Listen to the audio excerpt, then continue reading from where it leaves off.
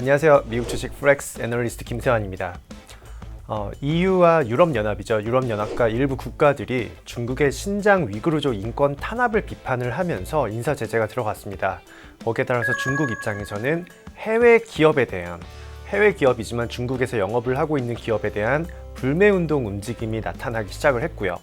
그래서 저희 포트폴리오도 일부 변화가 생겼습니다. 저희는 불매운동과 같은 예측 불가능한 불확실성을 제거하기 위해서는 예측할 수 없는 영역이 있다고 판단을 한 거죠. 그래서 저희가 가지고 있는 경기 소비재인 나이키를 편출을 하고 랄프로렌을 신규로 편입을 했습니다.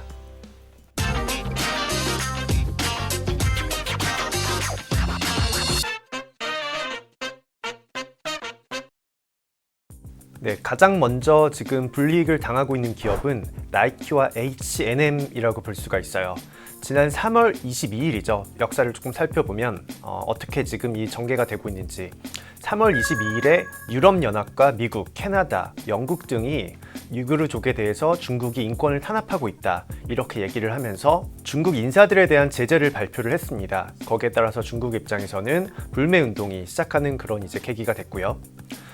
EU가 이렇게 얘기를 하자 이제 작년에 2020년에 이제 신장 위구르족 관련해서 언급을 했던 기업들에 대한 불매 운동이 시작이 됐어요. H&M 같은 경우는 2020년 9월에 신장의 강제 노동과 소수민족 차별을 언급을 하면서 신장 면화 구매를 중단한다고 밝혔습니다. 그리고 나이키도 강제 노동에 대한 우려감을 표명을 했었고요. 그래서 과거에 그렇게 몇 개월 전에 했던 얘기가 어떻게 보면 EU가 다시 한번 인사 제재를 하면서 수면 위로 올라오게 된 거죠. H&M 제품에 대해서는 중국 일부 온라인 쇼핑몰, 텐마오 등과 그런 쇼핑몰에서 사라졌고, 그리고 지도 앱에서도 현재 검색이 되지 않고 있습니다. 나이키 광고 모델인 중국 연예인 왕이보는 나이키와의 협력을 중단한다 이렇게 밝히기도 했고, 그 외에 기타 연예인들도 최근 들어서 이제 중국을 지지하는 그런 얘기를 많이 하기도 했습니다.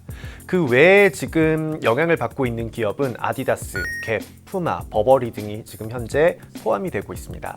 자, 불매 첫날 주가는 가파르게 조금 하락을 하긴 했지만 지금 현재는 완화되고 있는 그런 기조가 나타나고 있습니다. 일단은 불매 운동이 정말 강하게 확산되는 그런 움직임은 아직은 아니라는 생각을 하고 있는데요.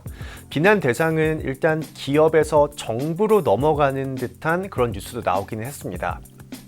불매 운동 첫날인 24일 기준이죠. 나이키와 H&M의 주가는 나이키가 2.9%, H&M이 2.3% 하락을 했고요. 제가 이제 주가 차트에도 넣어놨지만 불매 운동이 확산된 25일을 보면 나이키는 3.4% 그리고 H&M은 1.1% 하락을 했습니다. 하지만 3월 26일에는 그 다음 날에는 다시 반등세가 나오면서 불매 운동이 조금은 완화되는 그런 이제 주가상에는 그런 움직임이 나타나기 시작을 했습니다.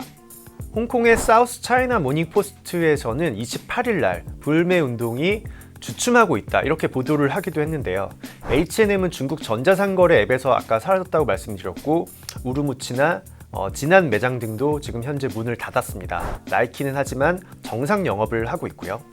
26일 밤에는 알리바바 티몰에서 나이키의 여성용 운동화가 판매가 되기 시작을 했어요. 699위안에. 하지만 그 판매는 시작되자마자 35만 명이 몰리면서 조기 매진을 했습니다. 불매 운동은 했지만 물건을 팔려고 내놨더니 조기 매진이 되는 그런 상황이 나타나면서 불매 운동이 조금 완화되는 거 아니냐 이런 얘기도 좀 나오기 시작을 했고요. 국영 CCTV는 27일 워싱턴 관련 비영리 단체들이 주동해서 신장 면허의 인가를 중단시켰다 이렇게 비판을 했어요. 그래서 어떻게 보면 기업에서 약간 정부로 넘어가는 거 아니냐 이런 뉴스도 CBS 노컷 뉴스를 통해서 나오기도 했습니다.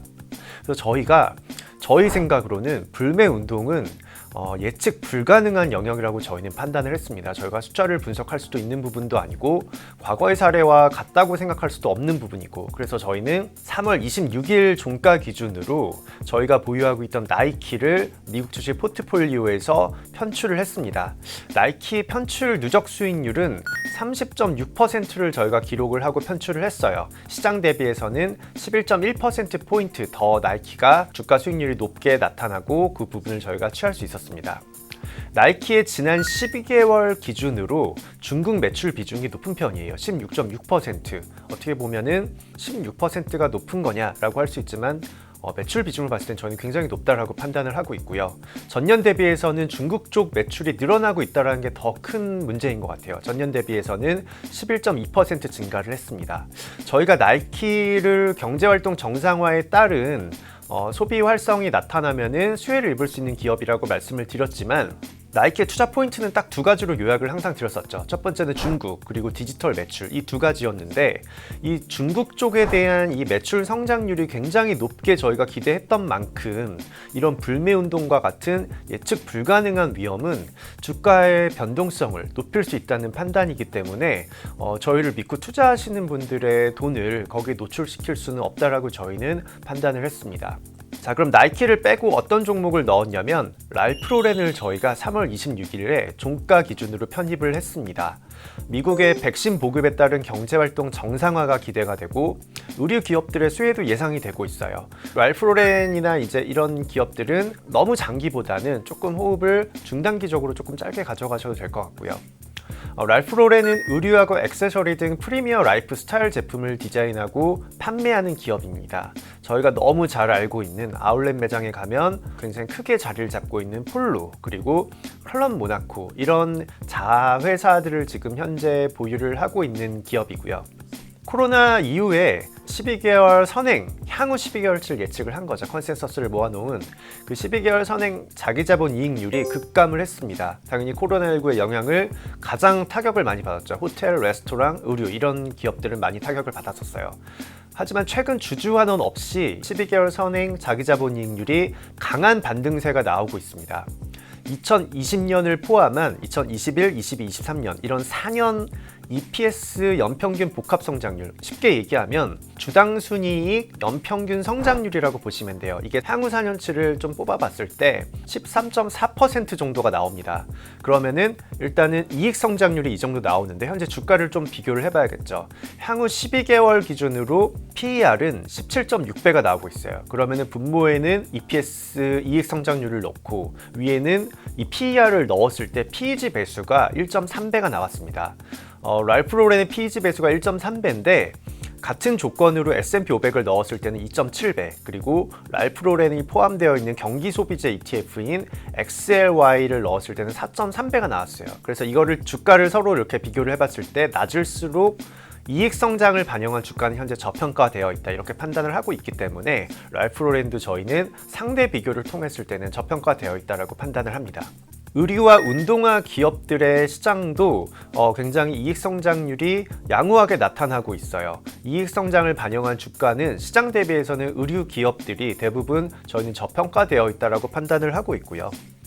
의류와 운동화 관련 기업, 제가 어떤 기업들을 넣었냐면 아메리칸 이글, 아베크롬비, 갭, 테피스트리, 푼라커, 나이키 룰루레몬, 어반 아웃피터스, 카프리, 리바이 스트라우스, 리바이스죠. 콜롬비아, 게스, 언더아머, 랄프로렌, 이 기업들을 넣고 평균치를 한번 구해봤어요. 향후 4년간 연평균 이익 성장률이 얼마나 나올까? 그게 2.4%가 지금 나왔는데 S&P 500 평균이 3.7% 대비해서는 일단 이익 성장률은 그렇게 높지는 않아요. 이 기업들을 다 모아놨을 때 평균은. 하지만 현재 주가가 그러면은 이 이익 성장률을 얼마나 반영하고 있느냐가 더 중요한 거죠. 그래서 그걸로 주가가 저평가되었는지 고평가되었는지 이걸 볼 수 있는데, 이익 성장률은 시장보다는 지금 현재 4년치가 낮게 나오고 있지만 이 산업 자체가, 물론 제가 몇 개의 기업 표본만 뽑아서 평균을 구한 거죠. 하지만 주가 반영되어 있는지 그 부분을 조금 놓고 봤을 때는 PEG 배수가 의류산업 기업들은 평균이 2.1배, S&P 500이 2.7배인 거를 감안하면 이익 성장률은 시장보다는 조금 낮게 나오고 있지만 그래도 현재 주가가 완벽하게 다 반영이 되지 않아서 주가는 현재 저평가되어 있다, 이렇게 판단을 하고 있습니다. 자, 근데 리스크 요인도 조금 있어요. 위험 대비 보상 비율, 저는 항상 5년치를 일단 가져와서 사용을 하고 있는데 한 단위 위험을 적용했을 때 주가 연율화 수익률이 얼마나 잘 나오고 있냐, 그러니까 어떻게 보면 위험을 얼마나 감내하면서도 수익이 잘 나오고 있느냐, 이거를 보면 시장보다는 낮게 나와 있어요. 제가 차트에도 넣어놨지만 이렇게 시장보다 위험 대비 보상 비율이 낮게 나오고 있는 점은 어떻게 보면 주가 변동성을 조금 높일 수 있는 그런 요인이기도 하기 때문에 그런 부분은 리스크 요인으로 보시면 될 것 같습니다.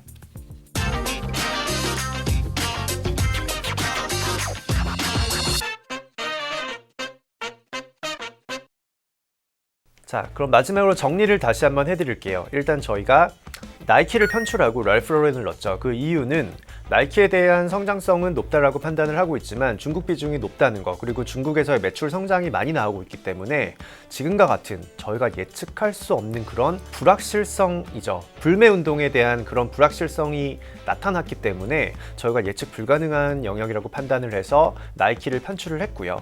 그리고 의류 산업은 저희는 여전히 물론 지금 다시 확진자 수가 증가를 하면서 이런 이제 경제활동 정상화에 대한 경기 민감주들이 조금 영향은 받긴 했지만 어차피 저희는 시간을 길게 놓고 봤을 때는 의류 기업은 백신이 계속 보급되는 속도가 높아지면은 수혜를 입을 거라고 예상을 하고 있습니다. 그렇기 때문에 저희가 많은 종목을 솔팅을 해서 스크리닝을 해서 나온 종목이 랄프 로렌이기 때문에 이 두 종목의 지금 현재 저희가 비중이 편입 편출이 바뀌었다라는 걸 투자에 참고하시면 좋을 거라고 저희는 판단을 합니다. 그럼 이쯤에서 미국 주식 플렉스를 마치도록 하겠습니다. 감사합니다.